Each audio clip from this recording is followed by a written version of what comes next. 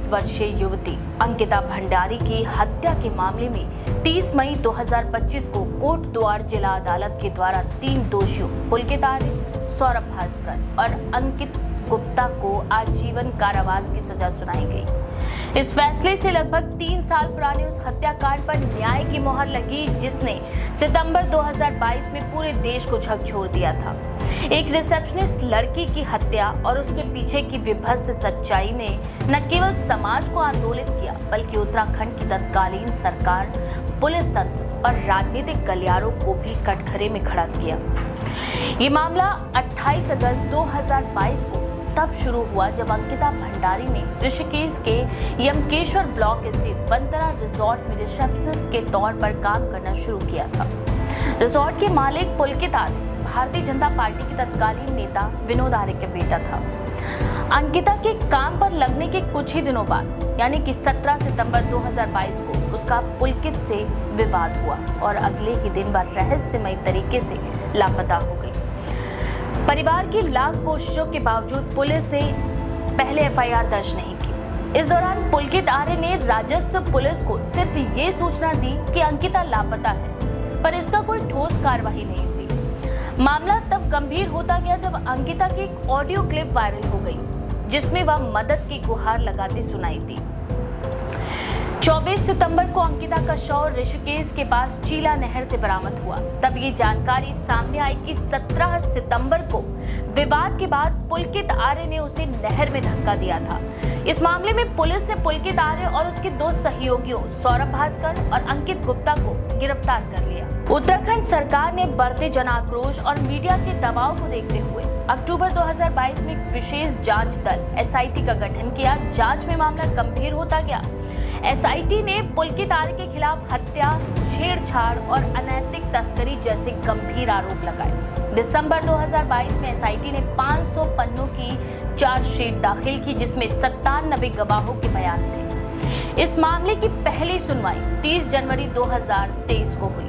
Chargesheet में अंकिता की हत्या को योजनाबद्ध बताया गया। एसआईटी के मुताबिक पुलकित और उसके साथियों ने न केवल अंकिता को काम के लिए मजबूर करने का प्रयास किया था बल्कि जब उसने उनका विरोध किया तो उसकी हत्या कर दी गई। अभियोजन पक्ष ने अदालत में 47 गवाहों को पेश किया। इनमें से कई गवाहों के बयान न्याय प्रक्रिया में निर्णायक भूमिका निभाते गए।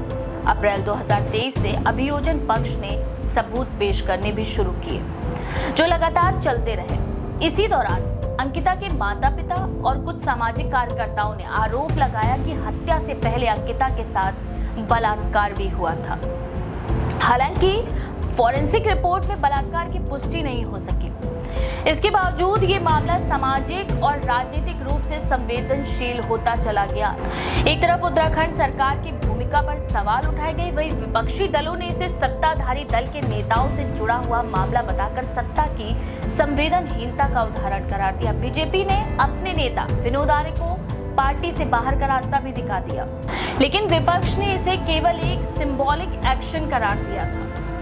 वहीं राजनीतिक बयानबाजी के बीच अंकिता के माता-पिता लगातार इंसाफ की मांग करते रहे। उन्होंने आरोप लगाया कि मामले को दबाने की कोशिश की जा रही है, सबूत मिटाए जा रहे हैं और जांच में पक्षपात हो रहा है। वहीं कई बार उन्होंने मुख्यमंत्री पुष्कर सिंह धामी से भी मुलाकात की और जांच की निष्पक्षता सुनिश्चित करने की मांग उठाई। मामले की सुनवाई 2 साल 8 महीने तक चली। 19 मई 2025 को अभियोजन पक्ष के वकील अवनीश नेगी ने अंतिम बहस में कहा कि अभियुक्तों ने अपने प्रभाव का दुरुपयोग करते हुए एक निर्दोष लड़की की हत्या कर दी। उन्होंने कहा कि अभियुक्तों ने अपनी पहुंच का उपयोग करते हुए केस को कमजोर करने की भी कोशिश की, लेकिन न्यायिक प्रक्रिया ने सच्चाई को सामने लाकर दोषियों को सजा दिलाई। 30 मई 2025 को अदालत ने पुलकित आर्य, सौरभ भास्कर और अंकित गुप्ता को भारतीय दंड संहिता की धारा 302 यानी हत्या, 120 षड्यंत्र, 354 छेड़छाड़ और 370 मानव तस्करी के तहत दोषी करार दिया। तीनों को आजीवन कारावास और आर्थिक दंड की सजा सुनाई गई। साथ ही साथ पीड़िता के परिवार को 4 लाख रुपए मुआवजा देने का भी निर्देश दिया गया। इस निर्णय के साथ ही ये स्पष्ट हुआ कि देर से ही सही लेकिन न्याय मिला।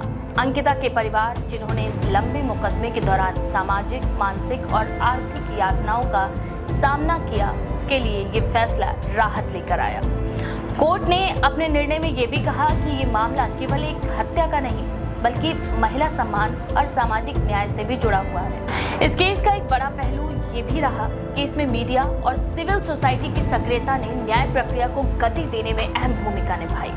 लगातार कवरेज, सोशल मीडिया पर जस्टिस फॉर अंकिता हैशटैग और उत्तराखंड में विरोध प्रदर्शन, इन सब ने सरकार और प्रशासन को सक्रिय रहने पर मजबूर किया। ये मामला उत्तराखंड जैसे अपेक्षाकृत शांत और पर्यटन प्रधान राज्य की उस सच्चाई को भी उजागर करता है जिसमें सत्ता से जुड़े लोग, विशेषकर युवा, किस तरह अपने प्रभाव का दुरुपयोग करते हैं। पुलकित आर्य का सामाजिक, राजनीतिक बैकग्राउंड और उसका एक रिजॉर्ट का मालिक होना इस बात का परिचायक है कि किस प्रकार सत्ता, पैसे और ताकत का घालमेल युवा वर्ग में नैतिक पतन को जन्म देता है। इसके साथ ही साथ अंकिता का एक सामान्य परिवार से होना, उसकी महत्वाकांक्षाएं और खुद पर भरोसा, ये सब उस सामाजिक संघर्ष की कहानी भी है जिसमें युवा लड़कियां अपने सपनों के लिए घर से दूर निकलती हैं, लेकिन कई बार वे ऐसी शक्तियों की भेंट चढ़ जाती हैं जिनका विरोध करना उनके अकेले बस की बात नहीं होती। इस मामले में पुलिस तंत्र पर भी गंभीर प्रश्न चिन्ह लगाए। शुरुआती दिनों में एफआईआर दर्ज न किया जाना, राजस्व पुलिस की लापरवाही और केस को टालने की कोशिशें प्रशासन की अक्षमता को उजागर करती हैं।